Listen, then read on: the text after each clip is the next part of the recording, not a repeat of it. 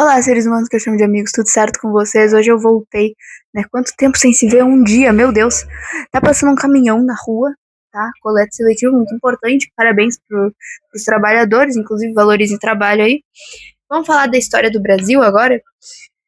E a gente vai começar a falar a partir da interiorização das fronteiras, né? Caralhos, da onde tá saindo isso? A gente tá passando por esse processo aqui desde 1620, mas por conta dos bandeirantes, ele é um pouquinho antes até, porque tem vários fatores, vários agentes que fazem com que o Brasil se estenda para além daquele território bem da costa e comece a sair daquele eixo que era a sociedade açucareira, porque o que aconteceu?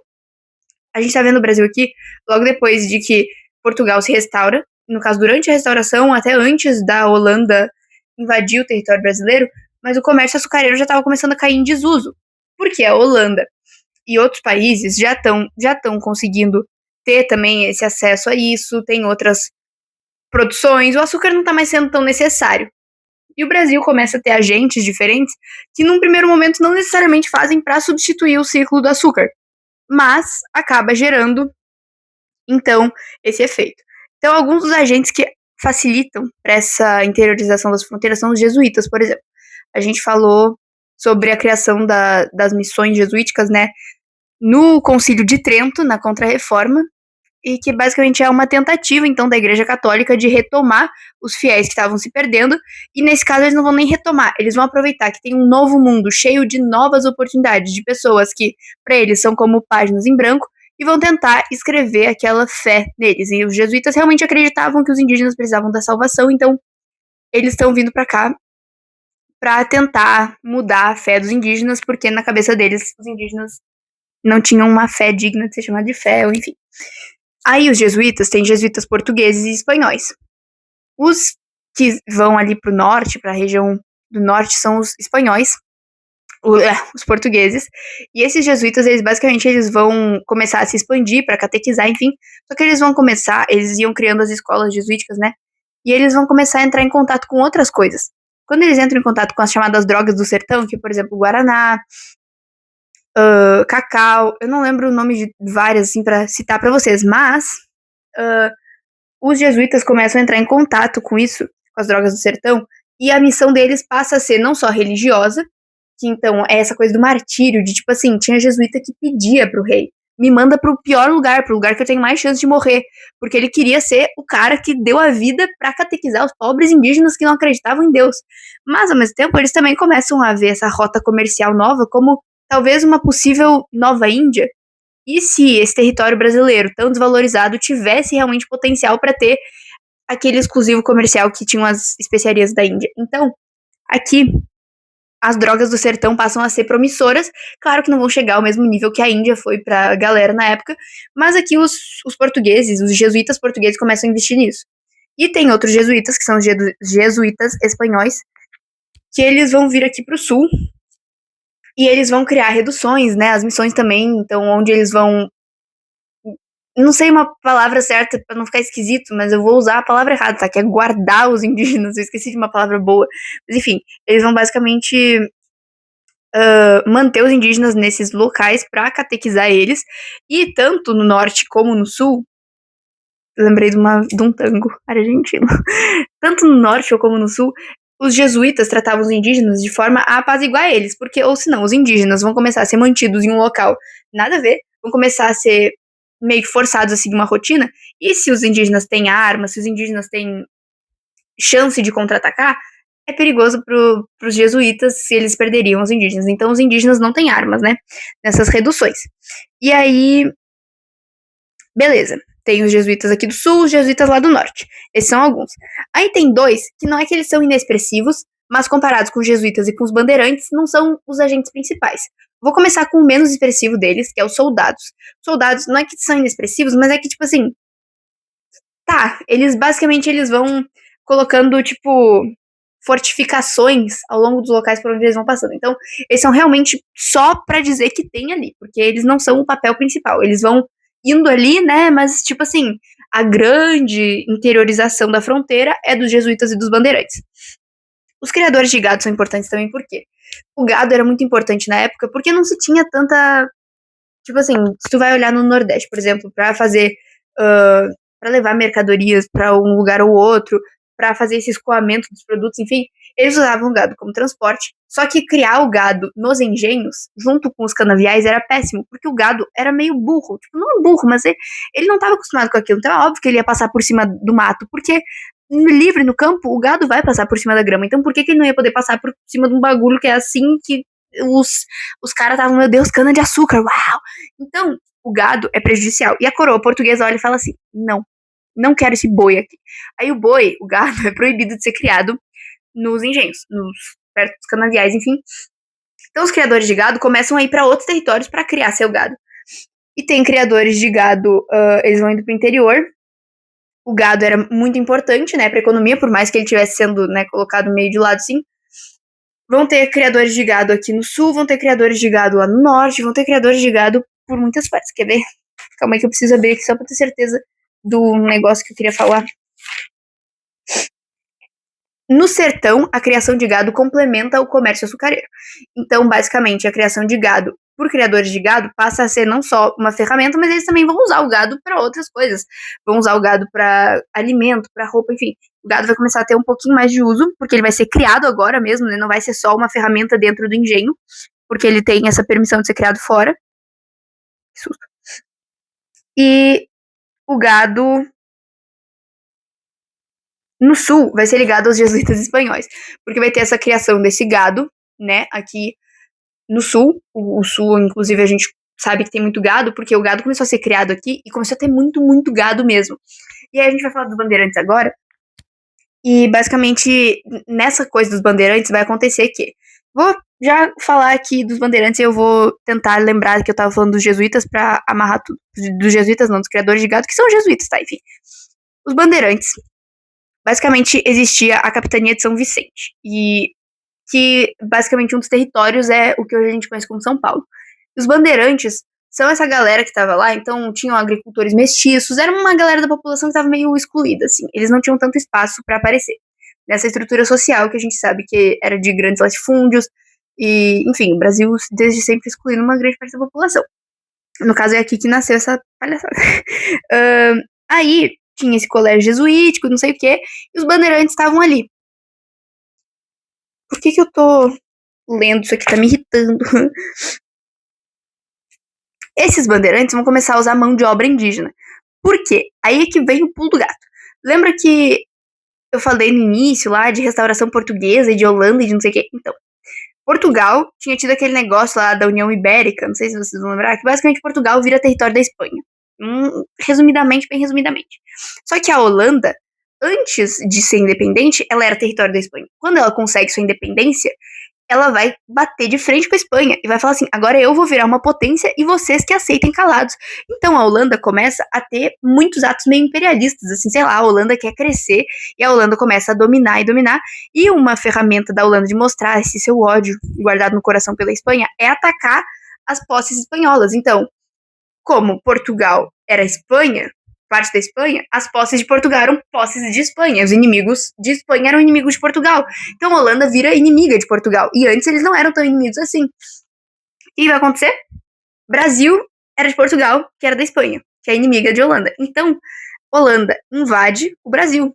E aí tem aquela parte ali da invasão, não sei o que, lá, lá, lá. Ao mesmo tempo que a Holanda está se expandindo lá. Só que assim, a Holanda, a gente, pelo menos assim, eu acho que vocês saibam, a Holanda não invadiu o Brasil inteiro, ela pegou uma porção lá.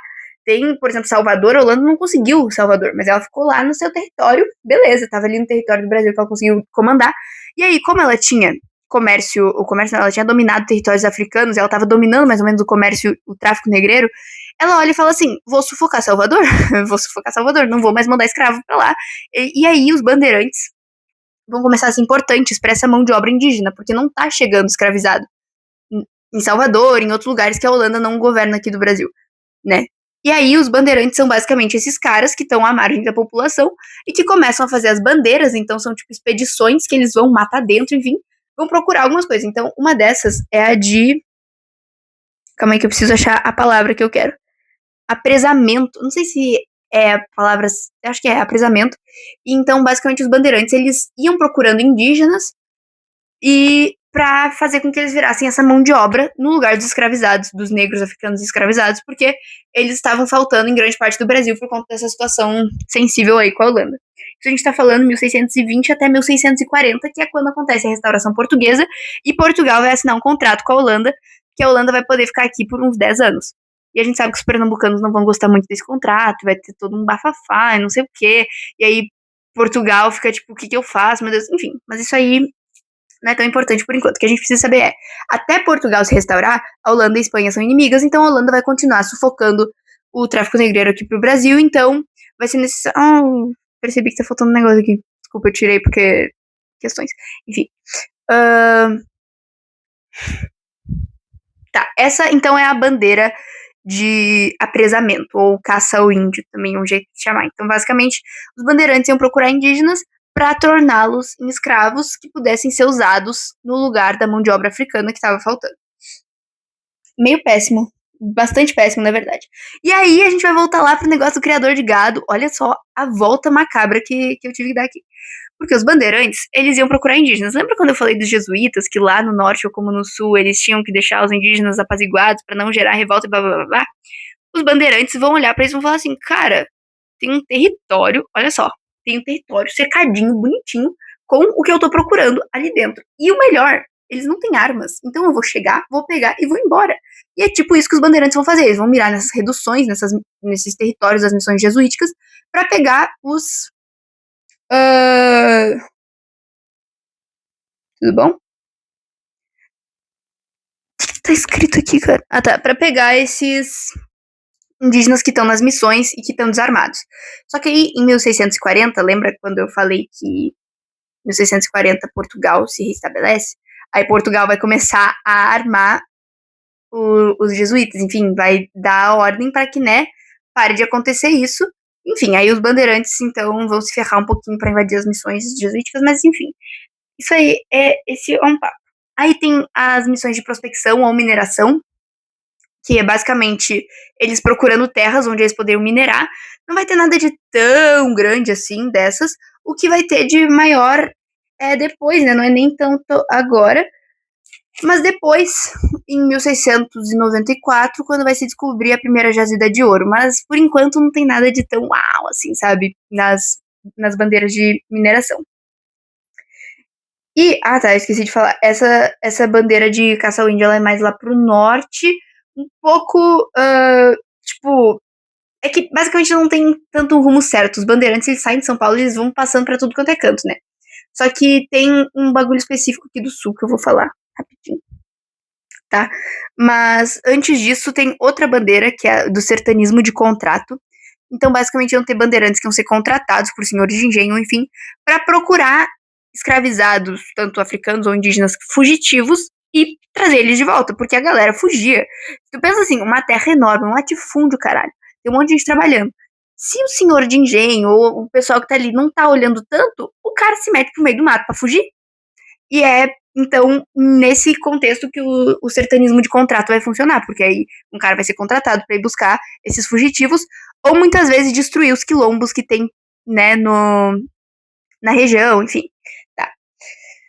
Aí tem bandeiras aqui no sul, né? Basicamente, eu falei do negócio do gado. Ah, não, tá, eu esqueci. Aí os bandeirantes invadem essas reduções jesuíticas e os jesuítas fogem. E eles vão indo atrás dos indígenas que estão fugindo também, para os jesuítas e os indígenas não se perderem, porque os indígenas vão aproveitar para fugir, os jesuítas vão fugir dos bandeirantes, mas ainda assim vão querer perseguir os indígenas, né? Para pegar de volta. E nisso, essas missões onde tinha aquela criação de gado bizarra lá que eu falei, o gado vai começar a ficar solto. E o gado fica solto e fica ali.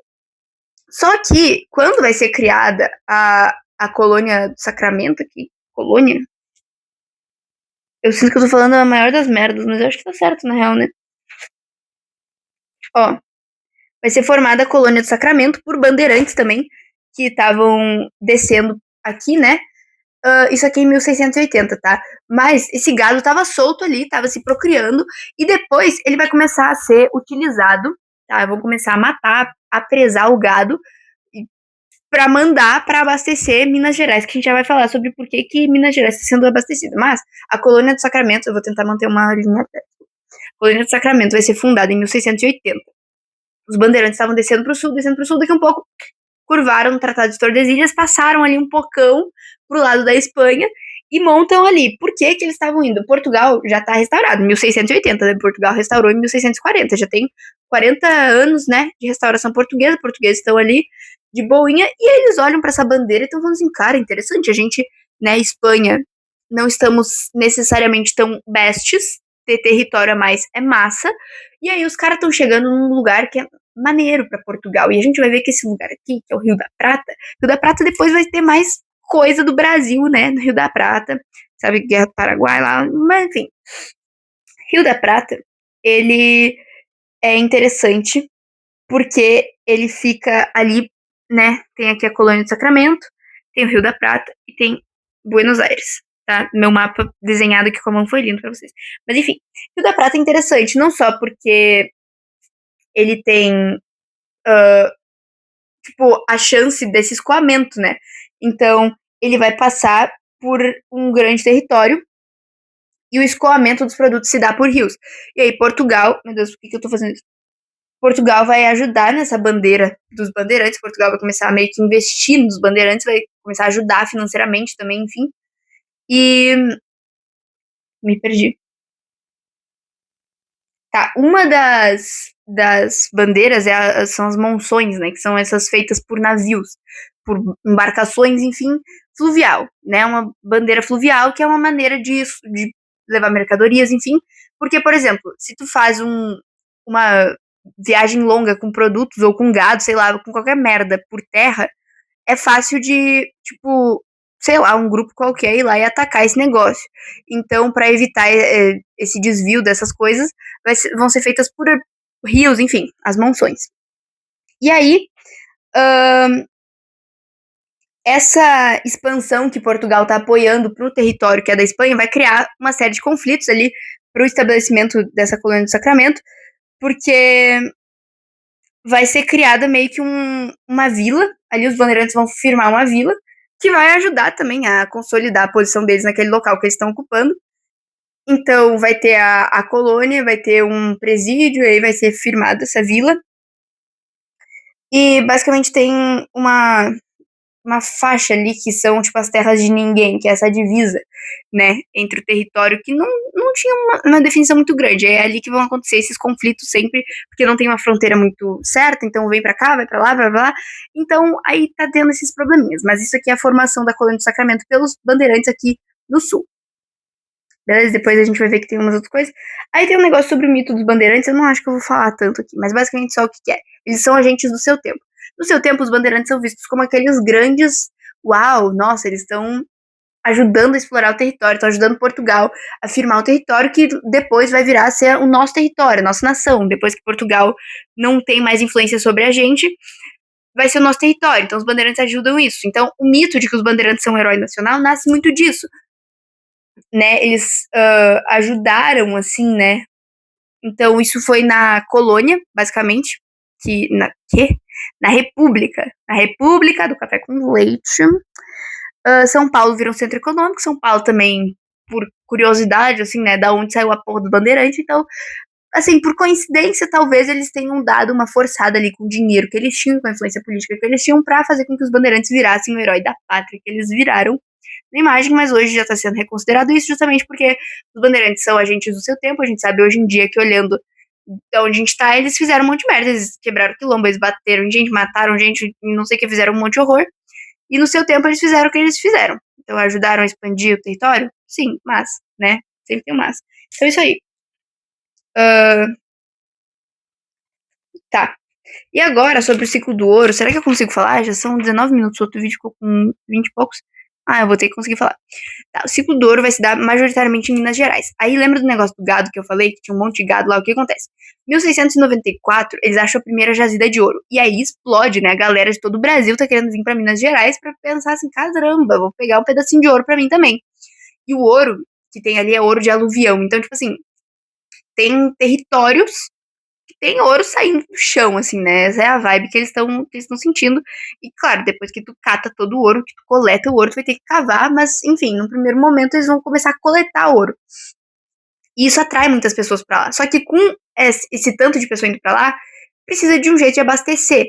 Então, por meio das monções, né, e por meio de outros lugares, então São Paulo vai abastecer com produtos alimentícios, Minas Gerais, né, São Paulo está abastecendo, o Porto vai migrar, mais ou menos, na influência, o Porto, tipo assim, as rotas vão parar de ir para o Rio de Janeiro, vão começar a vir para Minas Gerais, porque aí, assim, tem uma questão que é a opulência da sociedade, então não só vão vir mercadorias importantes pelo Porto, mas também coisas fúteis para o Brasil, um país que não necessitava de algumas coisas assim que as pessoas estavam comprando e estavam vindo coisa lá da Europa, enfim, que era totalmente desnecessária, mas por ser uma sociedade que quer mostrar status, que quer mostrar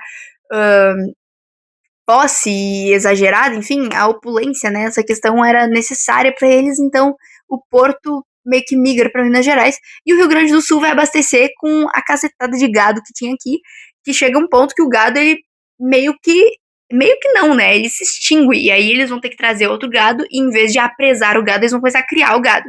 Mas é isso, então o gado que estava aqui vai ir para lá para abastecer Minas Gerais, tá todo mundo abastecendo Minas, Minas, Minas, Minas. Então, é chamado de ciclo do ouro, essa parte porque a gente saiu do ciclo do açúcar e migrou. Então, o eixo econômico do Brasil sai do Nordeste, sai do açúcar e vem pro Sudeste, eu ia falar Sudoeste.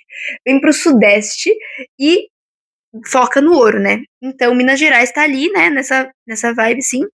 E esse descobrimento de jazidas, então eu falei antes, né, se a primeira jazida foi descoberta em 1694, isso aí não é um bagulho desregrado, assim, achei é meu, né? Eles estão ali com esse negócio do ouro, mas é regradinho. Então, quando eles acham, vão ser criados duas entidades, sei lá, a Intendência das Minas e o Regimento das Minas.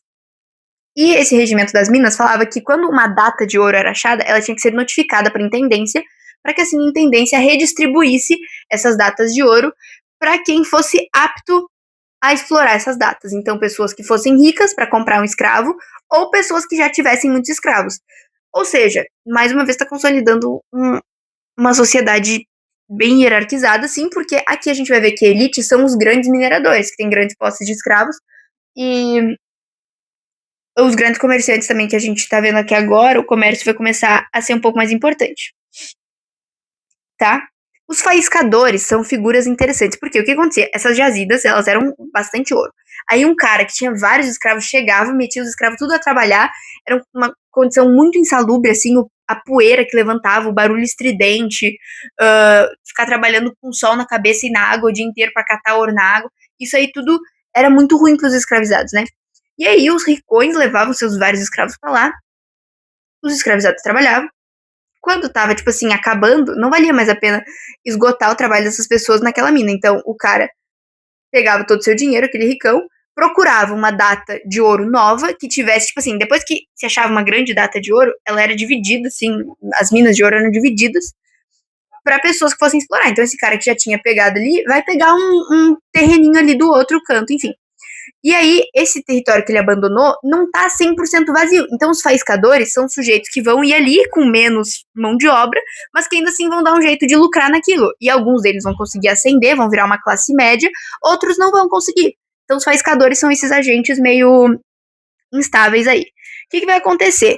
Eu falei que tem esse negócio de quem é mais apto a ir, né? Só que por ser um órgão meio que controlado por Portugal, a Intendência das Minas dava privilégios para portugueses que tentassem pegar, então, datas de ouro para explorar. E os paulistas e o pessoal daqui começa a se revoltar e falar assim, como assim? A gente tá achando as datas e eles têm mais direito que a gente?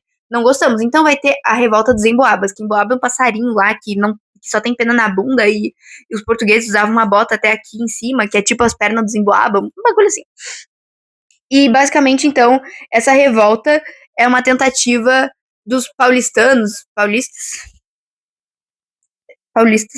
é uma palavra? Eu não sei, eu tô sem neurônios. Desses caras de São Paulo conseguirem mais direitos ali. Obviamente, Portugal ganha por uma questão de, tipo assim, os caras de São Paulo, porra, é uma vila, São Vicente, uma vila. E aí tu tá falando da metrópole contra uma vila, né? E aí São Paulo, então, esses divos vão ser expulsos dali da região de Minas Gerais, eles vão ter que começar a explorar o sul e o centro-oeste e vão dar uma adentrada também para outros territórios, né? Enquanto isso, o sudeste bombando com Minas Gerais. Essa é uma das revoltas, né? Aí vai acontecer o processo de mestiçagem por conta da mineração. Eu falei das condições insalubres agora, né? Tem uma questão dos escravizados de reprodução. Então tem alguns caras que, tipo assim, o ideal seria ser um homem baixo para conseguir passar pelas minas, que conseguisse ser forte, não sei o quê. Então tinham alguns caras que eles eram escolhidos por grandes proprietários, grandes mineradores, como o procriador. E aí esse cara virava, tipo assim, a função dele era gerar mais escravos daquele jeito. É péssimo isso, mas era assim que funcionava, né? Sociedade muito balanceada essa nossa. E aí como é que se dá a mestiçagem, né? A mestiçagem é justamente porque vai começar a ter escravizado que o ouro que eles pegavam era uma fagulha, assim, né? Pegavam o ouro, opa, peguei pra mim aqui. E os caras começavam a enriquecer e eles tinham condições de quê? Eles continuavam trabalhando enquanto eles se enriqueciam para comprar sua carta de alforria, alforria, né? Alforria, para serem alforriados, para conseguirem sair dessa situação de escravo e com aquele dinheiro que eles foram, tipo, discretamente escondendo e desviando, eles conseguissem viver na sociedade depois de se libertarem, depois de libertos, né? Porque não era fácil tu se libertar, tu podia até comprar tua liberdade, mas depois tu não tinha espaço na sociedade, então tu acabava sendo condicionado à morte. E aí tinha essa questão, tá, dos escravos que conseguiam alforria e tal. Aí tem duas outras situações, que é o pecúlio, que é basicamente uma reserva de ouro que esses escravizados iam tendo pra poder se alforrear, pra poder, enfim, é basicamente um negócio que eu falei. E aí tem os negros de ganho, que eram escravizados que, tipo assim, um sujeito meio classe média, assim, enfim, tinha escravos.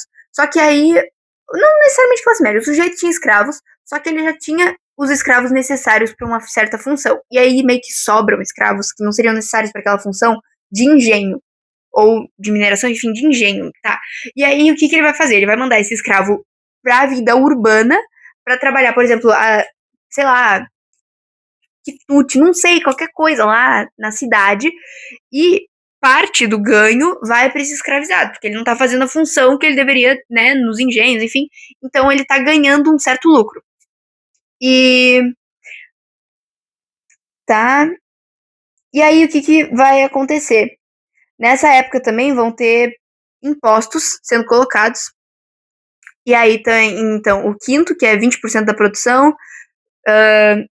imposto de entrada, que é quem entrasse na região mineradora ia ter que pagar uma certa coisa, a finta, que era uma cacetada de arroba lá, que tinha que, em um ano, a quantidade de ouro tinha que ser 100 arrobas de ouro, sei lá, um bagulho assim. É muito, muito ouro mesmo. E basicamente isso tudo é para enriquecer Portugal, né? Porque quanto mais impostos, mais Portugal enriquecia com a colônia. E aí vão ter casas de fundição, que são necessárias porque tá tendo todo esse desvio, então os portugueses, né, a metrópole decide colocar essas casas para fundir o ouro em barras e aí condicionar então que aqueles escravos que roubavam fagulhas não conseguissem mais, né, fazer esse desvio. Então o ouro vai ser fundido, vai ser quintado já, né, vai sair de lá com o quinto cobrado e vai ter um selo imperial também para garantir que não fosse ser falsificado, sei lá, enfim. Aí tem as classes sociais, vou falar bem rapidinho. A elite, grandes mineradores e grandes comerciantes. Classe média, são pequenos mineradores ou aquelas trabalhos mais liberais, então professores, médicos, advogados, enfim. Desclassificados do ouro. São a galera que não conseguiu. Então, aqueles faiscadores que eu tinha falado, alguns podem virar classe média, outros podem virar seus desclassificados, que ficam sem espaço na sociedade, muitas vezes vivem menos do que os escravizados. Porque os brancos pobres e os negros libertos, se eles não tinham dinheiro para se sustentar, eles não iam nem ter a comida no final do dia que a condição de escravo garantia a eles. Não, não que seja melhor ser escravo, mas era uma merda, de qualquer jeito. E aí os escravos, eles tinham difícil ascensão social, vez ou outra acontecia deles conseguirem. Em 1760, teve a crise do ouro, que basicamente não se estava mais conseguindo pagar os impostos com todo o ouro que. Porque meio que começa a parar de se achar do ouro tão fácil, eles vão ter que começar a cavar mais. A colônia começa a falar isso e a metrópole fala assim: vocês estão desviando, isso aí é tudo mentira. E aí tem esse atrito entre eles ali, né? E aí meio que então isso começa a desgastar o ciclo do ouro e não é mais tão produtivo.